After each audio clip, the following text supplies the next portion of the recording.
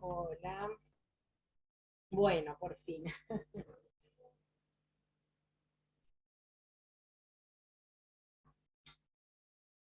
Ahí está.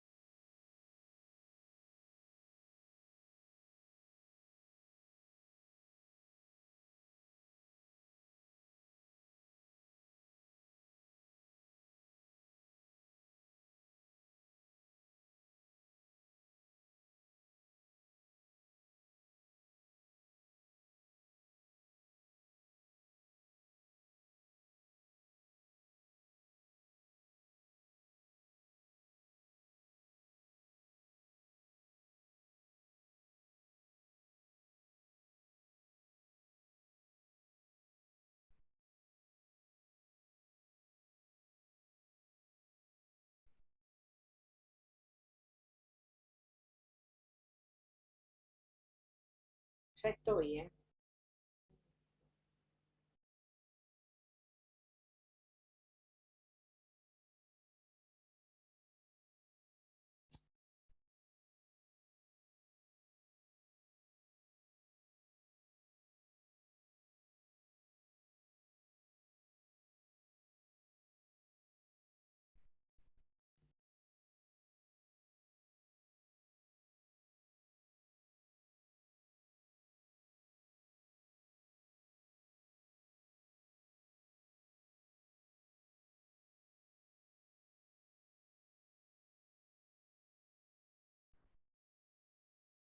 Bueno, perdón.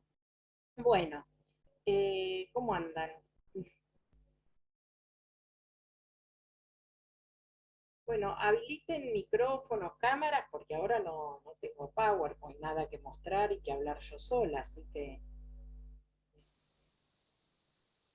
bueno, tengo que pasarles la información que el parcial va a ser el día lunes a las 9:30, 10 de la mañana, más o menos.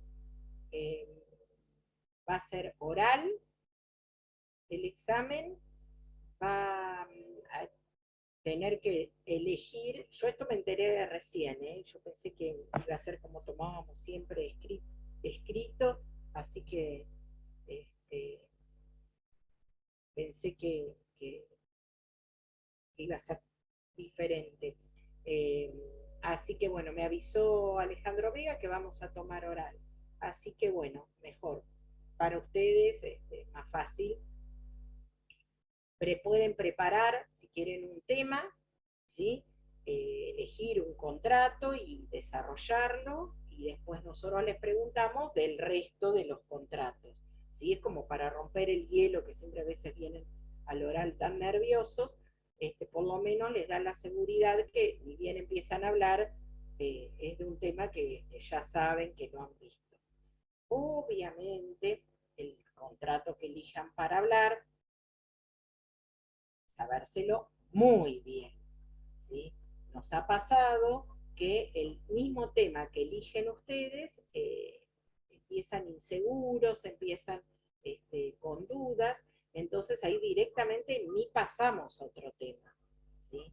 Así que elíjanse, no se elijan un contrato súper complicado, elíjanse un contrato fácil, ¿sí? Después nos cansamos de escuchar hablar de comodato, pero bueno, no importa, pero elíjanse un contrato donde ustedes eh, puedan estar seguros, ¿sí? La idea de esto de que puedan, es para soltarse ustedes en el oral, ¿sí?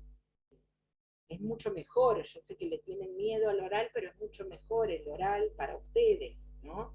Porque uno en el momento, si meten la pata, les hace una cara, una seña, algo y pueden rectificarlo. Cuando es algo escrito, ustedes han visto que ya está, porque tildaron, la opción que tildaron, la respuesta que dieron, aunque después eh, la quieran, cuando vienen a la revisión, quieren justificarla, no, porque en realidad marqué esto, pero yo sabía que era el otro, y no, ya está. Entonces, el oral está bueno en ese sentido.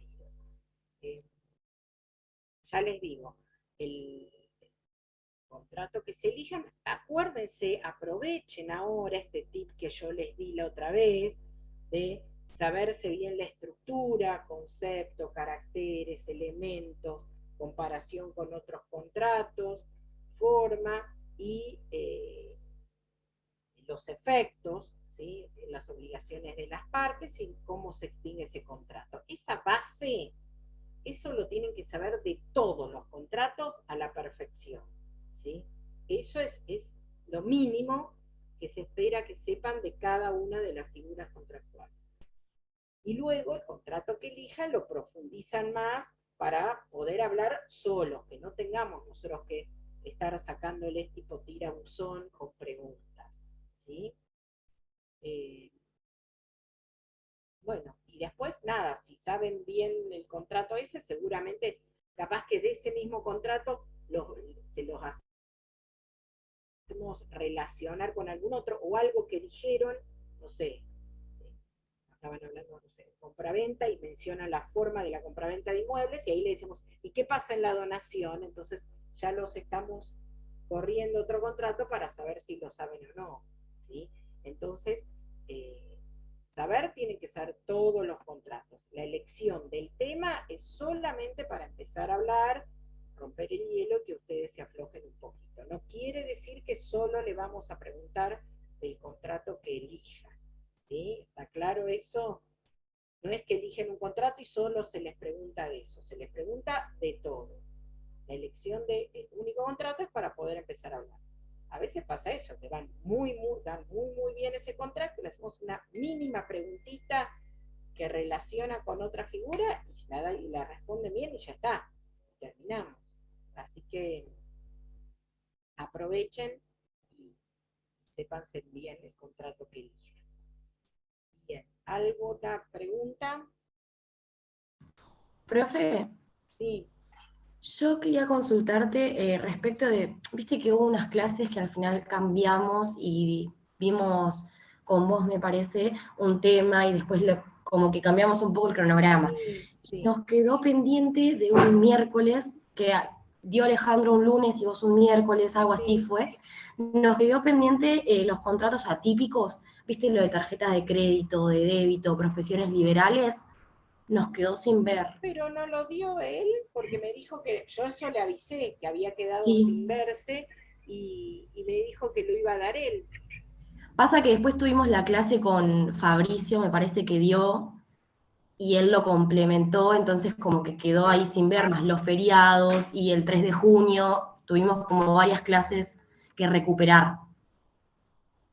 bueno, entonces yo le voy a decir a él para que esto, lo de tarjetas de crédito, no les preguntemos entonces. Ok, gracias. Eh, de profesiones liberales, yo voy a ver si puedo achicar un cachito la pantalla. Me parece que yo si tengo que sea algún material, se los puedo facilitar. Me voy a fijar. Esperen,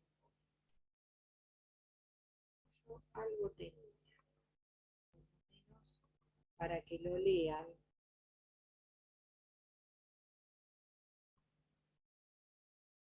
Mira, no sabía, porque sí, yo le avisé a Vega y él sabía y me dijo, deja que tarjetas de crédito lo doy yo. Así que Sí, después lo de el último viernes que vimos contratos de consumo con el doctor Otamendi, lo relacionamos un poco con profesiones liberales en el sentido de que no nos había explicado que algunas profesiones liberales quedaban eximidos de ser proveedores, pero muy por arriba, como al final de la clase, no lo vimos en profundidad. bueno, en esta me parece, en esta computadora no lo tengo. ¿Eh?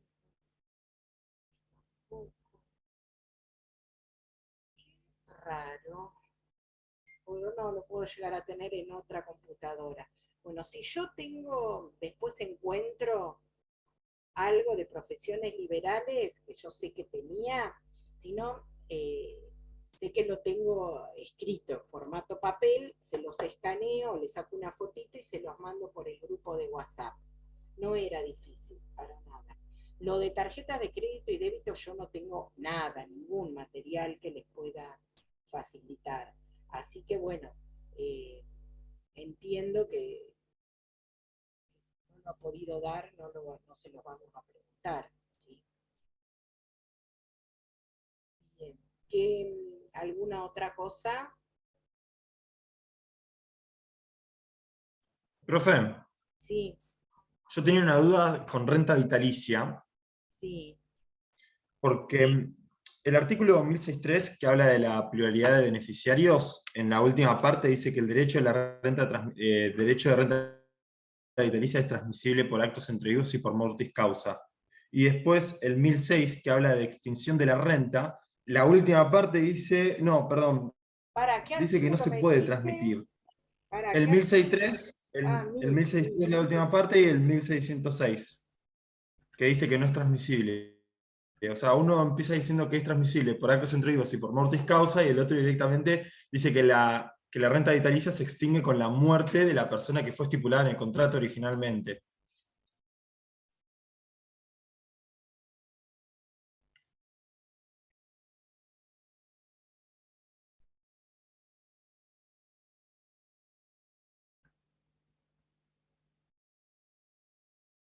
Mil seis tres, pluralidad de beneficiarios. La renta puede contratarse en beneficio de una o más partes existentes al momento de celebrarse el contrato y en forma sucesiva o simultánea. Si se establece para que la perciba simultáneamente, a falta de previsión contractual, le corresponde por partes iguales el derecho de crecer. El derecho a la renta es transmisible por actos entre vivos y por causa de muerte. Y el 1606, decís vos, que te dice: se extingue por el fallecimiento de la persona cuya vida se toma en consideración para la duración del contrato. Es que acá está hablando de la vida del cabeza de renta. En este caso te está hablando en el 1063 del, de las partes. ¿Y quiénes son las partes? ¿Las partes necesariamente es el cabeza de renta? No. Las partes son el constituyente y el deudor. ¿Sí? En caso de muerte de alguno de ellos, ¿sí? Si alguno de ellos era cabeza de rentas, el contrato se extingue. Pero si no era, porque es en el modo natural de extinción la muerte del cabeza de rentas. Pero si no era alguno de ellos cabeza de rentas, era otro, ¿sí? Podía ser el beneficiario, el cabeza de rentas, y si fallece en alguna de las partes, esa obligación de pagar la renta, si fallece el deudor y no era cabeza de rentas, esa obligación se transmite a sus herederos, es decir, esos herederos van a tener que continuar pagando la renta mientras dure la vida de X. ¿Sí? ¿Se entiende? Sí, gracias.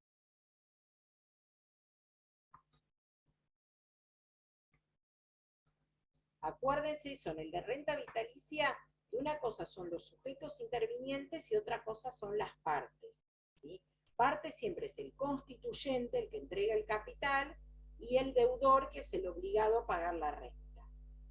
Después puede haber un tercero beneficiario y puede haber un tercero cabeza de rentas, ¿sí?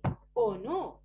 O en estas figuras de deudor y constituyente están las otras figuras inmersas, es decir, yo me obligo a entregar un capital para que, para que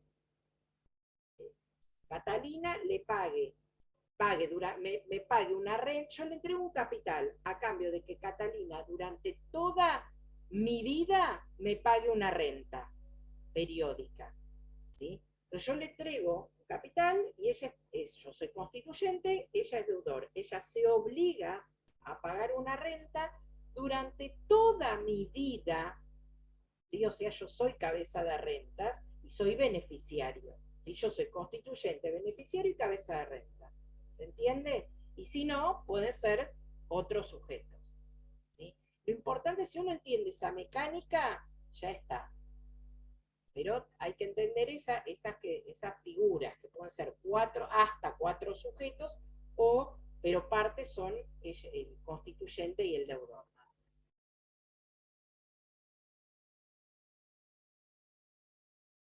Bien. Profe, ¿Otra? Sí. yo estoy preparando para dar depósito y tengo algunas dudas que marqué. ¿Te puedo preguntar algunas? Sí.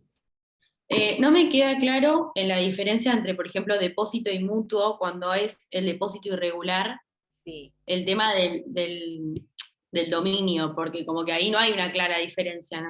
No, ahí es una semejanza. En ambos casos se va a transmitir el dominio, ¿sí? Sí, ¿Por qué? Porque en el mutuo es el préstamo de cosas consumibles que perecen con su uso. Y en el depósito regular se está transmitiendo cosas que no pueden individualizarse. Y si es algo consumible, se transmite la propiedad. La única obligación ahí va a estar el devolver la misma especie, calidad y cantidad, no la misma cosa. Entonces, la propiedad de la cosa se le transmite al depositante. ¿Sí? sí, En eso sería una semejanza. En ambos hay una transmisión de la propiedad. La diferencia es que en el depósito es el interés del depositante y en el mutuo es interés del mutuario. ¿Sí? Cuando uno tiene que interpretar ese contrato, va a decir acá, ¿quién asume la obligación en el depósito? Y el depositario de guarda y conservación a favor del depositante. Y en el mutuario, ¿quién asume la obligación? El prestamista de entregar el capital para que el otro lo use y consuma. ¿Sí? ¿Está?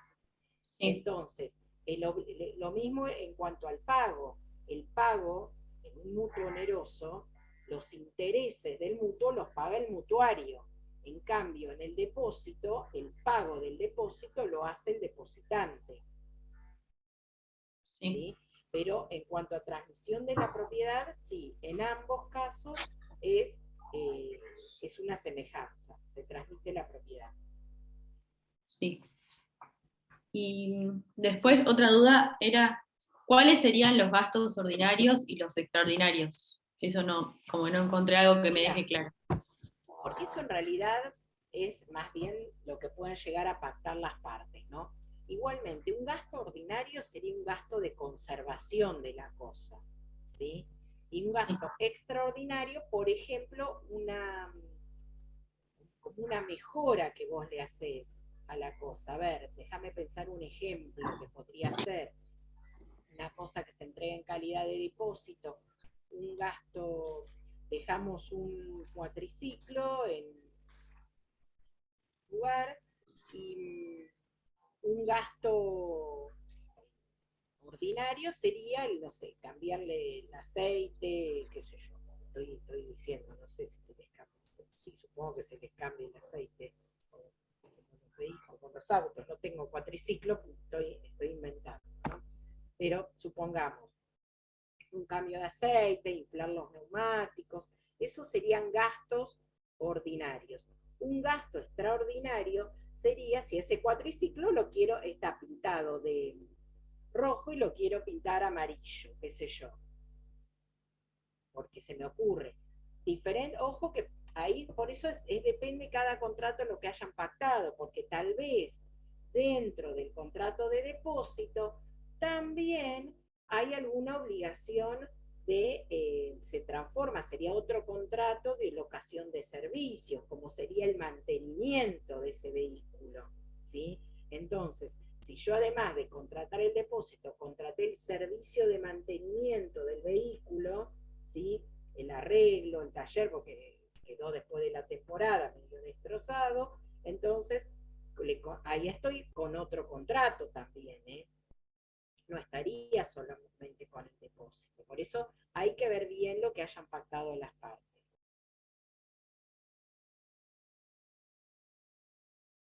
¿Sí? Sí, ahí me quedó claro. Bien. ¿Alguien más? Profe, Sí. yo voy a preparar donación y el artículo 1544, el que habla de actos mixtos, no entiendo bien porque en un momento dice que se aplica las reglas de la compraventa, pero entiendo que es Los para las contratos que son son a los cargo contratos. remuneratorias. No, los mixtos, no, 1500, ¿cuál me dijiste? 1544. Los contratos, se habrán dado cuenta que yo no sé los números de artículos, así que si ustedes no lo saben, a mí no me preocupa. grado. 1544. Actos mixtos. Los actos mixtos, no tiene que ver con la donación remuneratoria. Parte onerosa y parte se ríe en cuanto a su forma por las disposiciones de este capítulo, en cuanto a su contenido, por estas, en la parte gratuita, y las correspondientes por la naturaleza aparente del acto en la parte onerosa. Esto yo se los di algo, creo, cuando les dije que en cuanto a la forma se regía, yo no se los di, ¿no? Estoy olvidando. Claro, en cuanto a esas formas, por las normas de las donaciones, pero en cuanto al contenido, depende en la parte gratuita por la forma de los actos onerosos, por la forma no, por las disposiciones de los actos onerosos, y en la parte gratuita por la parte de las donaciones. Esto es al momento de interpretar, ¿sí? Es decir, vos un acto en parte gratuito y en parte oneroso, ¿sí? Por ejemplo, vos efectuás una permuta de un bien, ¿sí? Por otro bien. Resulta que ese otro bien no tiene el valor equiparable al bien que vos entregás, ¿sí? Es decir, es de mucho menor valor. Pero entonces se entiende que el otro podría ser, por la parte que excede el valor, se interpreta que es una donación, sería en parte una permuta y en parte una donación. En ese caso, en ese tipo de contratos, va a decir, bueno, pero la permuta no tiene una forma solemne absoluta, pero estamos hablando de un inmueble, es una forma solemne relativa, como la compraventa. Pero ¿qué pasa? Pero es un acto mixto, y el acto mixto en cuanto a las formas se rigen por las formas de la donación. Entonces necesariamente lo voy a tener que hacer sí o sí en escritura pública y no me va a valer el principio de conversión del negocio jurídico acá, ¿sí? Porque en parte es gratuito, ¿sí? ¿Se entiende? Eso en cuanto a la forma. En cuanto al contenido de ese contrato, que en parte es permuta y en parte es algo gratuito, vamos a regirnos en la parte onerosa, es decir, lo que el valor es contraprestación de lo que yo entregué, eso se va a regir por las normas de la permuta o compraventa. Y en la parte gratuita, lo que exceda ese valor por las normas de las donaciones, el contenido, ¿sí? Pero las formas en este tipo de actos va a ser siempre de la donación. ¿Está, Diego? Profe, yo tengo una consulta. Yo también estaba evaluando la posibilidad de preparar donaciones y en la parte de donaciones en particular, que está en la tercera sección del código, hay una que se llama en el artículo 1565 donaciones inoficiosas. Sí. No las entendí bien. Bien, yo ahora te lo explico. Porque eso no lo di grabado, ¿no? No, me parece que no. Yo igual estaba viendo en el campus está el Power, pero... Sí, pero se necesita la explicación de esto. ¿Por qué? Porque tiene mucho que ver con el derecho sucesorio, ¿sí? Porque ustedes no han visto, obviamente, ni familia, ni sucesiones, ni nada, pero por eso yo en la clase lo expliqué, hice como un paréntesis explicando un poquito, lo más claramente que pude, esto, porque no es un tema de contrato. ¿Cuándo una donación es inoficiosa? Hay herederos, ¿sí? Cuando una persona fallece, tiene herederos, tiene diferentes tipos de herederos. Puede instituir en un testamento, él decir quiénes son sus herederos, se llama heredero instituido, o si no hace testamento, la ley, el código, nos dice quiénes son herederos, ¿sí? Quiénes pueden ser herederos si una persona tiene ascendientes, tiene descendientes, ascendientes, cónyuge o colaterales, parientes colaterales son hermanos, tíos, sobrinos, ¿sí? Siempre hay que ir a un tronco común y luego bajar. Si uno tiene parientes colaterales hasta el 4º grado, porque hay que contar las líneas de parentesco, ¿sí? Primero, segundo, tercer grado, no importa si no lo saben a esto, hasta el 4º grado, que en derecho sucesorio sería desde la persona que falleció, el sobrino nieto, ¿sí? sería el cuarto grado en línea colateral. Hasta heredan cualquiera de ellos. Si no hizo testamento la persona, heredan cualquiera de estos parientes. Descendientes, sin límite, hijo, nieto, bisnieto, tataranieto, lo que sea. Ascendientes, padres, abuelos, bisabuelos, tatarabuelos, estén vivos, lo que sean. Siempre el más cercano hereda primero y si no, va el que le sigue, ¿no? Descendientes, ascendientes, cónyuge o colaterales hasta el cuarto grado. Eso se llaman herederos legítimos porque surgen de la ley.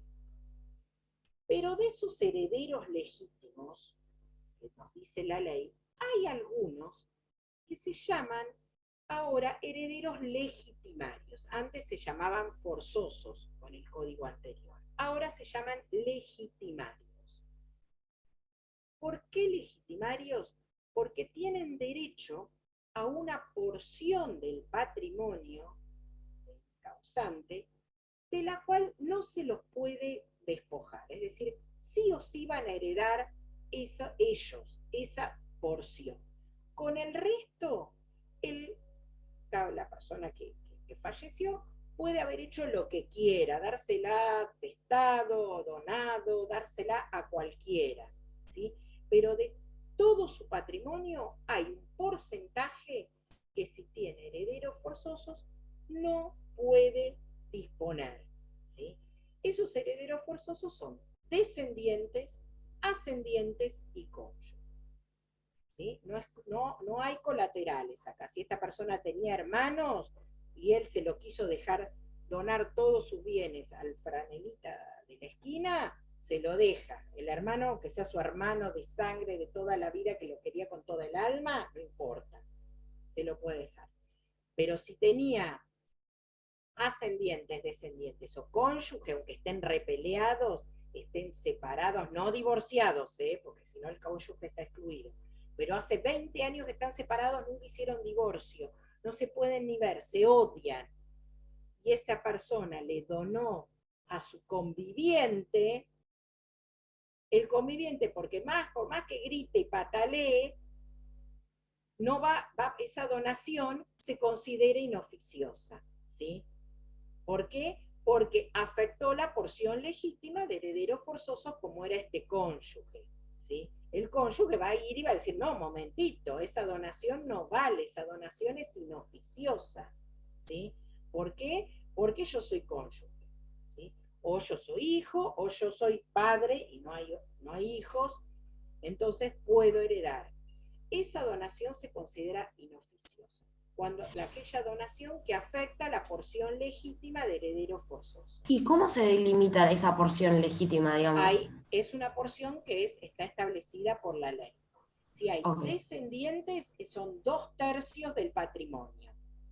Si hay ascendientes o cónyuge, es la mitad, un medio. Con la otra mitad vos hacés lo que quieras, pero hay la mitad de tu patrimonio no la podés donar, no podés hacer legado, no podés testar, nada. Eso es muy común hoy en día, cuando la gente dice, bueno, yo quiero darle a uno de mis hijos o a mi conviviente, que no estoy casado, le quiero dejar, por si me llega a pasar algo, quiero dejar todo ordenado y le quiero donar, ponerlo a nombre de ellos, dice la gente, ¿no? Uno ya sabe que es una donación, y poner algo a nombre de los hijos. Entonces ahí el escribano, si se trata de un inmueble, le hace, mire, no, si usted tiene otros hijos o cónyuge, no puede dejarle todo a uno solo. Puede dejarle todo, salvo que tenga otros bienes, ¿sí? Que sean de mucho más valor, que ese inmueble que le quiere dejar a ese de los hijos esté dentro de la porción disponible, se llama. Sería, en caso de descendientes, 1/3. Si está dentro de ese 1/3, el valor de esa propiedad, sí, dáselo, haz lo que quieras. Pero si es la única propiedad que tiene, no puede hacer esa donación a uno solo de sus hijos porque está afectando la porción legítima de los otros, ¿sí? ¿Se entiende? Sí, entonces se consideraría donación inoficiosa cuando excede esa porción legítima. Legítima de herederos forzosos. Vos decilo así. No se Ok. compliquen tanto porque eso es tema de, pues, de sucesión, ¿sí? Pero sí sepan qué significa una donación que es inoficiosa. Y después a ese artículo, profe, le sigue lo del pacto de reversión, que está en el Sí, 1566. sí. Eso siempre tiene que estar, digamos, pactado por las partes previamente. Previamente pactado y solamente procede si el donante, si la donación fue aceptada. ¿Sí? Recuerden ahora que no se puede hacer como se hacía antes con el código anterior, que la aceptación podía ser con posterioridad a la muerte del donante. ¿Sí? Era lo que se llamaba oferta de donación. Ahora, necesariamente tiene que ser aceptada por el donatario antes de la muerte. Y ahí sí, si hay una cláusula de reversión que la cosa vuelva al donante, vuelve. Profe, y una pregunta más. Nosotros habíamos visto con Vega, así que cada tanto a veces nos dice que se acuerdan de tal cosa, y justo nos había consultado él. ¿La donación para ustedes es unilateral o bilateral? Y nosotros, yo justo estaba repasando el Power, habíamos visto que era unilateral, porque una de las partes era, digamos, la que se sacrificaba, pero él nos dijo que también está la posición, creo que de la doctrina alemana, no recuerdo bien, que podía ser bilateral en el sentido este de que vos decís que tiene que ser aceptada por la otra parte. ¿Con Claro, qué nos quedamos? claro. El tema es, no, son dos cosas diferentes. Una cosa es el acto jurídico y otra cosa es como contrato. Lo que se discutía antes de la reforma del código, por eso te lo dijo Vega, es que si la donación era eso se discutía, fíjense, algo tan básico, si la donación era un contrato o no. ¿Por qué? Porque en la redacción anterior del concepto de donación no hablaba de aceptación, era solamente una de las partes entregaba una cosa a otra a título gratuito. Y no había necesidad de que sea aceptada. Sí estaba la obligatoriedad de aceptar, pero no lo decía el concepto. Entonces, muchos autores decían que no era un contrato, era un acto unilateral, como si fuese un testamento, ¿sí? Que solamente valía la decisión de esa persona. Fíjense que el testamento, una de las características esenciales es la revocación. Yo así como lo hice, así lo puedo romper, tirar, hacer otro, por la revocabilidad. En cambio, la donación no. El principio es la irrevocabilidad, ¿sí? Salvo algunas de las causales, pero el principio no es la revocación. Eso como acto jurídico. ¿Por qué? Porque al requerirse la aceptación es un acto jurídico bilateral. La donación es un acto jurídico bilateral. Hay una parte y hay otra parte. Una parte que oferta y una parte que acepta. ¿Sí? Como contrato, decimos que es un contrato unilateral, porque las obligaciones las asume solamente el que entrega la cosa, de entregarla, ¿sí? Es como contrato es unilateral, salvo la remuneratoria o con cargo, ¿no? Pero como contrato es un contrato unilateral. Como acto jurídico, es un acto jurídico bilateral que lo llamamos contrato. ¿Por qué? Porque hay una parte que oferta y una parte que acepta. ¿Se entiende?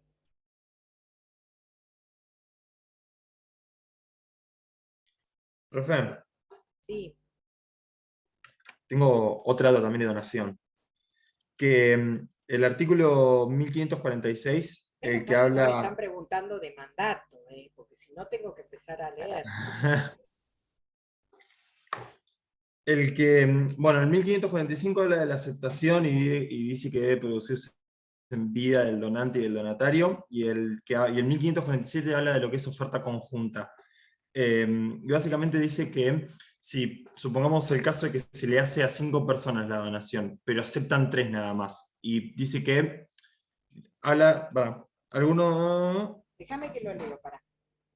todas las personas se aplica la donación entera, dice. ¿Se aplica solo a los que aceptaron o a la Mira, yo las totalidad de lo que se escuchaba a tenía las previsto solo la personas donación? solidariamente.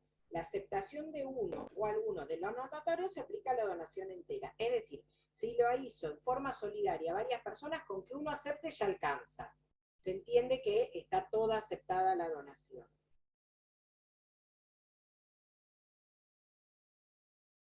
Bien, si la donación de unos se hace imposible por su muerte o por revocación del donante respecto de ellos, la donación entera se debe aplicar a los que la aceptaron. Bueno, eso solo si uno de ellos el donatario hubiese prefallecido, ¿sí? O revoca, o dice, bueno, le regalé a todos ustedes, pero después me arrepiento y digo, no, a vos no. Le regalé a todo, pero a Diego no. ¿Sí? Entonces, se entiende cuando Martina acepta, se entiende aceptada por todos, menos por Diego. Profe, y después el código también hace referencia en esta misma parte de donación a obligación y negación de alimentos. Sí, es una de las causales de ingratitud. Ah, ok. Que se niegue a pasarle alimentos. Se entiende que la donación es un acto gratuito que beneficia al otro, que es, no estás obligado, vos lo haces porque querés hacerlo. Se espera que el donatario sea agradecido con esa persona que lo benefició.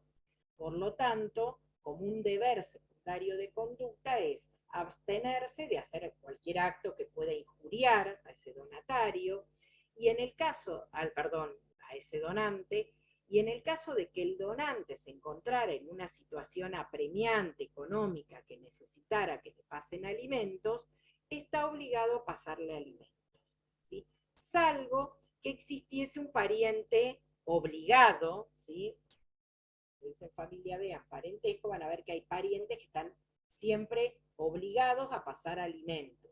Si hay un pariente obligado, primero que se le reclame al pariente, ¿sí? En el caso de que éste no pueda, no quiera, no tenga los medios, entonces sí, como donatario, estás obligado a pasar alimentos, ¿sí? ¿Qué pasa si no pasas alimentos? Es una causal de revocación, porque implica ingratitud, que es una causal de revocación de la donación. El donante puede decir, devolveme lo que tengo.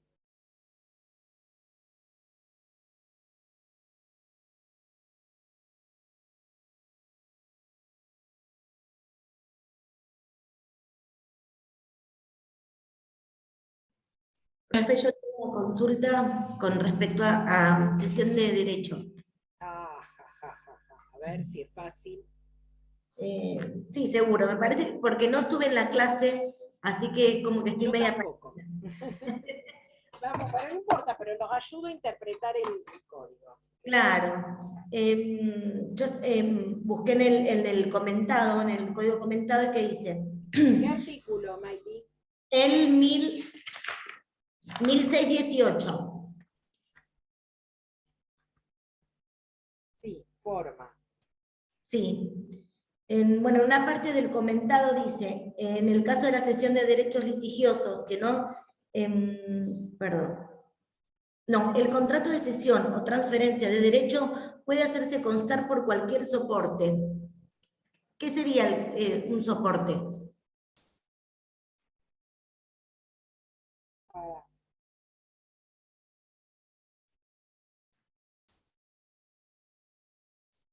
Escritura pública, cesión de derechos hereditarios y cesión de derechos litigiosos, eso sí. En la acta judicial, en los derechos litigiosos también se permite. Siempre que ves, porque te dice por el inciso B, decís vos cuando habla de los medios informáticos, dice la cesión de derechos litigiosos, dice si no involucran derechos reales sobre inmuebles, ¿sí? Si es de derechos reales sobre inmuebles, sí o sí es escritura pública. Dice, pero si no involucra cesión de derechos sobre inmuebles, también puede hacerse por acta judicial, siempre que el sistema informático asegure la inalterabilidad del documento. ¿Esto qué quiere decir? Por ejemplo, una cesión de un derecho sobre un título valor, por ejemplo, un pagaré, ¿sí? Vos estás en el juicio ejecutivo y ese pagaré, bueno, no sé, lo estoy poniendo como ejemplo, lo querés ceder a otro, ¿sí? A un tercero. En ese caso, se puede hacer por acta judicial porque no implica un inmueble, ¿sí? Bueno, pero justo lo del pagaré es por endoso, no era el mejor ejemplo el pagaré, porque ese es por endoso y ya está. Un derecho podría ser un derecho que tenés un derecho creditorio, ¿sí? Porque tenés a ver, que no sea un derecho real, verá, sobre un inmueble, una prenda. A ver, un auto prendado, ¿sí? Que no lo pagaron, lo están ejecutando y vos querés transmitir ese derecho, vos sos el concesionario, y que tenés derecho a cobrar ese auto que está prendado, pero lo querés, no querés estar en el juicio, no querés y se lo querés ceder a otro, ¿sí? En ese caso podría hacerse por acta judicial. Lo que nos está diciendo el código y que te dice el comendado es de acuerdo al soporte informático. Esto yo no sé cuál es el soporte informático que tienen en el juzgado, donde de fe de que se está haciendo, si es un acta judicial, porque un acta judicial puede ser hecha a mano, ¿sí? De puño y letra, un acta judicial puede ser en la computadora, en una máquina de escribir, en lo que sea. Yo entiendo que se está refiriendo a eso, ¿sí? Al soporte técnico donde se estaría haciendo esa sesión, ¿sí? No podría ser verbalmente y que el secretario del juzgado, el secretario porque es el fedatario, ¿sí? El que da fe pública, no el juez, el secretario, esto tiene que suceder ante él. Entonces, no podría decir, bueno, yo le cedo a él, que está acá, es raro en un proceso civil, bueno, pero ahora se tiende a la oralidad, pero en una audiencia dice, bueno, yo le cedo entonces mi derecho a él, y el secretario lo deja constancia en toda el acta de la audiencia, dejando constancia que le cedió el derecho. Eso capaz que podría ser cuestionado. Debería ser un acta individual específica para que sea el instrumento de esa sesión, ¿sí? Un acta judicial, pero que tenga autosuficiencia, es decir, que se valga a sí mismo, no en el acta de toda la audiencia, ¿sí? De todo lo que se conversó en la audiencia, hay un renglón que dice que fulanito le cede el derecho creditorio que tenía a otro, ¿sí? Entiendo que se refiere a eso. Profe, ¿Sí? tengo una duda más respecto a lo del depósito. La Sí. parte que vos le diste en la clase es sobre el consentimiento cuando hay supuestos de error sobre el depositante Sí. o sobre la cosa, como no me quedó muy claro. Sí, error en la persona del depositante o en las cualidades de la cosa, ¿sí? El ejemplo que yo les decía, me contratan un seguro, yo creía que me iban a dar para que yo les guarde y conserve bolsa de harina, y no es precisamente de harina, es otra sustancia blanca, poco clara. Ahí sería error en las cualidades de la cosa. O error en la persona. Yo creía que me estaba depositando Diego Di Marco, porque lo conozco, porque fue alumno mío, entonces me pidió que le dé este auto, que se lo guarde, el famoso cuatriciclo, que se lo guarde porque él se va de vacaciones y quiere que se lo guarde. Pero en realidad no era Diego Di Marco, era el hermano mellizo de Diego Di Marco, que se suele dedicar a cositas poco claras, a las autopartes y esas cosas. Entonces, era el hermano, no era Diego, era Martín Di Marco. Y yo creía que estaba contratando con Diego, porque eso lo conocí, porque lo tuve en el aula, le veo la cara y son re parecidos. No sabía que era el Martín, era el hermano, el Martín, me quedó, el hermano gemelo Martín. Entonces ahí sería un error en la persona, ¿sí? Cuando uno contrata con alguien y en realidad está contratando con otro. En esos casos no tenés que hacer el juicio ordinario para pedir la nulidad de ese contrato, sino que devolvés la cosa. Y otra duda también, que tampoco me quedó clara de la clase, era la prueba. Cuando era confesional, lo de los testigos. Bien. La prueba de testigos. Si las partes pactaron que ese depósito porque recuerden que es un contrato no formal, no se necesita la forma escrita, pero las partes pueden haber pactado la forma escrita, ¿sí? Y lo hacen por escrito. En el caso de que lo realicen por escrito, no me alcanza solo la prueba testimonial, porque recuerden, 2019, 2020, los artículos de prueba que dicen que en los contratos que tienen una forma instrumental no pueden probarse solo por testigos. No quiere decir que no vamos a poder ofrecer testigos. Vamos a poder ofrecer testigos, pero además necesitamos otras pruebas, ¿sí? No me sirven solo los testigos. La gente lo primero que dice, yo tengo testigos, ¿sí? Pero si no tenés otra cosa, y lo contrato era forma escrita, no se puede ofrecer solo la prueba testimonial, ¿sí? Bien.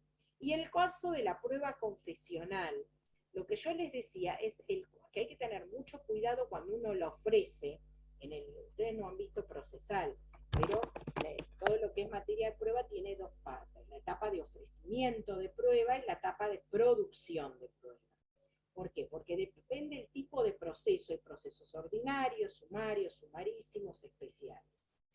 En el proceso ordinario, cuando vos contestás la demanda, simplemente contestás la demanda o ponés excepciones y nada más. Luego, cuando presentás la demanda y el otro te contesta, lo mismo, contesto, pone excepciones y nada más. Luego va a haber otra etapa del proceso que es la apertura a prueba. Ahí se ofrece la prueba, yo voy a escribir qué prueba estoy ofreciendo, ¿sí? Hay un plazo para eso. Luego viene del ofrecimiento de la prueba, que se venció ese plazo para poder ofrecerla, viene la etapa de producción, es decir, donde yo la presento a esa prueba, ¿sí? Si vienen testigos van a declarar, si había prueba de informes, lo presento en ese momento, ¿sí? Eso en el juicio ordinario. En el juicio sumario, por ejemplo, cuando demandás, ofreces prueba, ¿sí? Y cuando contestás, ofreces la prueba. Después se va a producir, pero lo ofreces con la demanda y la contestación, ¿sí? En el proceso ordinario solamente ofreces con demanda y contestación. Yo dije, ¿no se ofrece prueba? Sí, se ofrece solo la prueba documental, solamente, en el ordinario. En el sumario, toda la prueba la tenés que ofrecer en el momento de la demanda. Ahí vos vas a ofrecer prueba confesional, supongamos que sea en un ordinario en el momento de la apertura a prueba o en el sumario en el momento de que presentás la demanda o contestás, ofreces, bueno, yo voy a pedir que se llame absolución de posiciones, se llama la prueba confesional en sede civil, absolver posiciones al demandado, ¿sí? Y en ese momento tenés que presentar las preguntas que le vas a hacer, que se llaman posiciones. Esas preguntas tienen que estar formuladas de una manera, es difícil a veces formular las preguntas, porque tienen que estar formuladas de una manera para que quien conteste por sí o por no. Nada más, no puede contestar otra cosa. Tiene que contestar por sí o por no. Entonces, en la prueba confesional, en este tipo de contratos, tenés que tener mucho cuidado cuando lo ofreces, porque al momento de formular la posición, si vos en la posición pusiste, usted celebró un contrato de depósito y no devolvió la cosa, el tipo te puede decir que sí o te puede decir que no, y no podés dividir la respuesta, ¿sí? Sí, celebré un contrato, o sí, si te dice no celebré un contrato de depósito, listo, no lo celebró. Pero si dice, sí, celebré un contrato de depósito y yo la devolví. Es sí a todo, sí. Si te responde sí, es sí celebró el contrato de depósito y sí la devolvió, ¿sí? Sí es, porque por eso es muy difícil la fórmula. Uno puede decir, sí, celebré el contrato y no, yo la devolví, no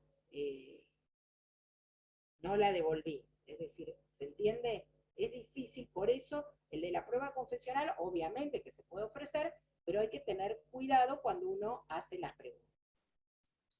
Sí, y la última pregunta que tengo es de la diferencia entre depósito y comodato, es ¿por qué implica en el depósito una mayor responsabilidad? ¿Es por lo de obligación principal? Claro, ¿Tiene que porque ver por ahí? claro, porque la obligación principal es la guarda y conservación. En el comodato es una obligación accesoria. A vos te Ah, lo prestaron para que lo uses. sí. Tenés que Quería- cuidar y conservar la cosa por una obligación accesoria, que no es la tuya propia, pero no es la obligación esencial. El quantum de la responsabilidad va a ser diferente. ¿Se entiende? Sí, También, si la cosa pereció, vas a ser responsable, pero no va a ser tanto como en el depósito, ¿sí? Porque vos en el depósito asumiste la obligación. Si vos en el comodato la dejaste el auto preparado en la vereda sin llave, el auto que te prestaron, y sí, si lo roban vas a ser responsable. Pero si vos te dedicás a cuidarle las cosas a otro porque tenés un depósito de guardaautos y es tu obligación cuidar ese auto, va a ser mayor la responsabilidad. sí, perfecto.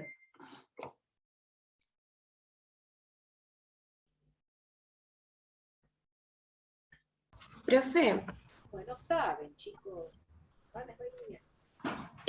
Los que como están más o acá menos saben. justo la última clase de repaso del primer parcial también la habíamos tenido con vos y nos habías como tirado algunos tips de en qué hacer más hincapié. Puede ser que acá más o menos pase lo mismo. Lo que pasa que en la otra fue porque era escrito. Era ¿Sí? escrito. Acá arrancan ustedes hablando. Claro. Ustedes, lo que yo les hago hincapié, les dije lo que no pueden no saber, que es la estructura base de cada contrato. Es decir, no pueden no saber cuáles son los elementos, no pueden no saber cuál es la forma, no pueden. ¿Sí? El concepto, ¿sí? Concepto, definan, no contesten como si les estuvieran contando al amigo en el café, que te dice, ¿qué es eso? ¿Qué es una donación? ¿O qué es eso mutuo? Esa palabra no la escuché nunca. Un amigo que está estudiando ingeniería. ¿Y eso qué es? Y ustedes les tratan de explicar. Seguramente les va a entender su amigo, pero esa explicación no me sirve en una instancia de examen. ¿Sí? En instancia de examen tengo que dar el concepto, ¿sí? Las definiciones. Ustedes se van a ir dando cuenta a medida que vayan en la carrera que una palabra, una coma, te cambia el sentido, Cambia todo. ¿sí? Cambia todo. Entonces, tienen que manejar el lenguaje jurídico, tienen que contestar. No estoy pidiendo que de memoria me reciten el artículo y cuando empezamos a ver si lo entendieron, ahí patinan, o relacionen, piénsenlo. Vieron como en las clases nosotros les decimos las cosas y después les decimos qué es lo que pasa en la práctica o cómo es en lo cotidiano, ¿no? Porque justamente es eso para que puedan entender y relacionar que lo que está la norma tiene una aplicación práctica, ¿sí? Y el poder entenderlo. Entonces, el concepto, traten de saberse, ¿sí? Estamos en derecho, a ver, hay que usar la memoria, ¿sí? Necesitamos memoria, no para repetir como loro, pero sí para poder argumentar, porque van a ser abogados y tienen que saber argumentar, ¿sí? Argumentar desde lo jurídico. Entonces, dan el concepto, ¿sí? Y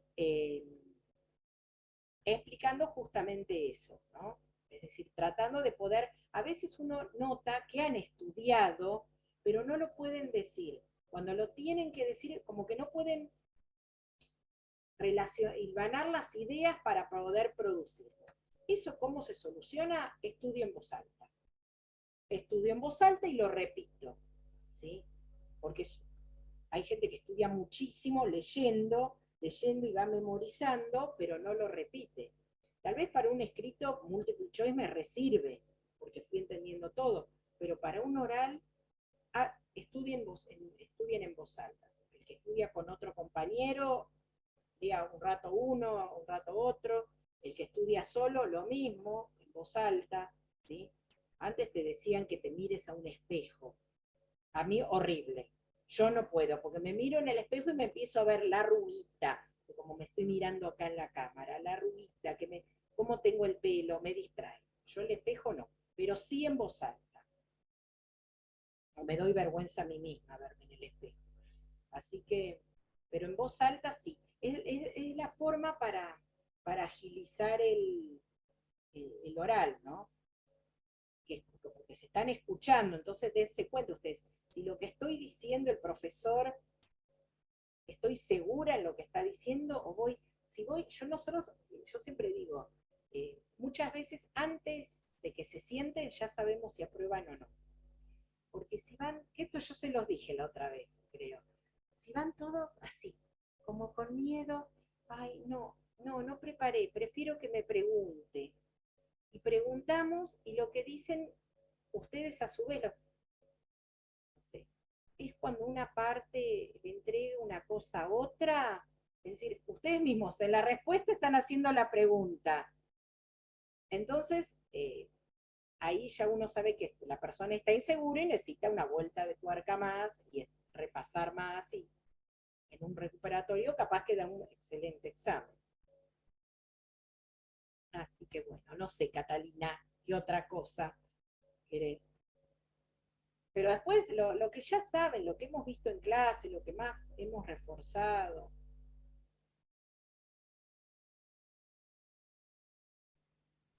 Profe, Sí, yo tenía pensado, para el parcial, el tema que voy a preparar, hacerme en una hojita, una guía con unos títulos para tipo, tener la idea, no sé, que el primero sería concepto, abajo animus donandi, pero como para yo tenerme una estructura, porque por ahí, cuando voy hablando, salto directamente a lo que sería la última parte, por ejemplo, te hablo de la revocación y me comí todo en no el te medio, por ahí preocupes no que te ahí dije te la vamos a forma frenar y todavía. te vamos a decir, no te preocupes que si te salteas algo te vamos a decir nosotros. Pero hacételo, no te aseguro que Alejandro Vega te lo deje tener, porque en realidad es Ok. una ayuda a memoria. Pero le preguntamos, Bien. después le Bueno, preguntás, antes, no en ese perfecto. momento, le decís, puedo tener, es decir, no confíes en que lo vas a tener sí o sí. Ok. Si lo podés El tener programa sí, en todo mejor. caso. Eso nos había dicho Ramiro, que el Sí, programa... el Sí. programa sí, el programa Listo. sí. Perfecto. Se estudien por el Sí, programa, está dijo que buenísimo. mientras no esté tan anotado el Claro, no programa. esté marcado, no esté marcado. Claro. Y después, profe, lo que nos había explicado Ramiro, que no sé si Vega te lo habrá comentado, para confirmarlo más que nada, que seguramente capaz se hacían 3 mesas en simultáneo, Sí, como, sí, eso, y después que así no perdíamos tanto tiempo, sí. que capaz iban 4 con cada profe, daban su contrato, hacían algunas preguntas, y después, si estábamos más o nos tomaban los 3 al mismo tiempo, algo No, así, sí, ¿puede ser? claro. Nosotros vamos tomando individual. Si el examen está bien y no hay dudas, pasa. Si nos llega alguna duda porque está medio dudoso, que no sabemos si aprobarlo o no, se quedan esperando un cachito hasta que terminen con los que están tomando cada uno individual y le tomamos los 3. Sí. Ok, Para que listo. queden. Bueno, chicos, a estudiar ahora. Bueno, gracias. Chao, gracias, profe. Chao, chao. Chao.